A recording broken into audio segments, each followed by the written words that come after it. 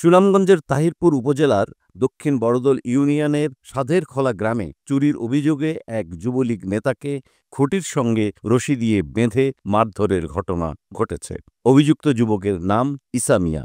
তিনি একই গ্রামের সায়েদ আলীর ছেলে এবং ইউনিয়ন যুবলীগের যুগ্ম সাধারণ সম্পাদক হিসেবে পরিচিত। ঘটনাটি ঘটে গত রোববার। স্থানীয় সূত্রে জানা যায়, আগের রাতেই এলাকার রহিম মিয়ার দোকানে চুরির ঘটনা ঘটে। পরদিন সকালেই সন্দেহভাজন হিসেবে ঈসা মিয়াকে গ্রামবাসী ধরে এনে দোকানঘরের পাকা খুঁটিতে বেঁধে রাখেন। এ সময় তাকে মারধর করা হয়। এমন একটি ভিডিও সামাজিক যোগাযোগ মাধ্যম ফেসবুকে ছড়িয়ে পড়লে তা ভাইরাল হয়ে যায়।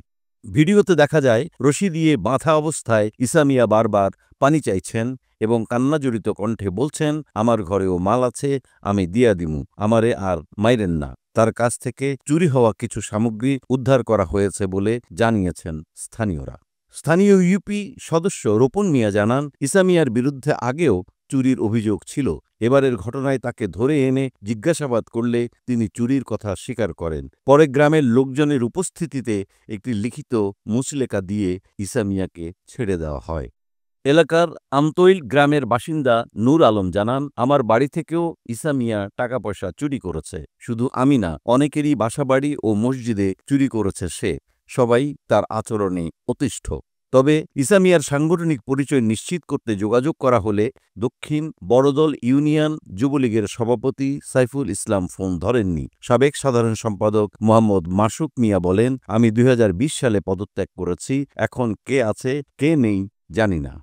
বিষয়টি নিয়ে তাহিরপুর থানার ভারপ্রাপ্ত কর্মকর্তা মোহাম্মদ দেলোয়ার হোসেন বলেন, চুরির অভিযোগে কাউকে এভাবে ধরে এনে মারধর করা বেআইনি। কেউ এখনও থানায় অভিযোগ করেনি। লিখিত অভিযোগ পেলে আইনানুগ ব্যবস্থা নেওয়া হবে। এ ঘটনায় এলাকায় ব্যাপক চাঞ্চল্যের সৃষ্টি হয়েছে।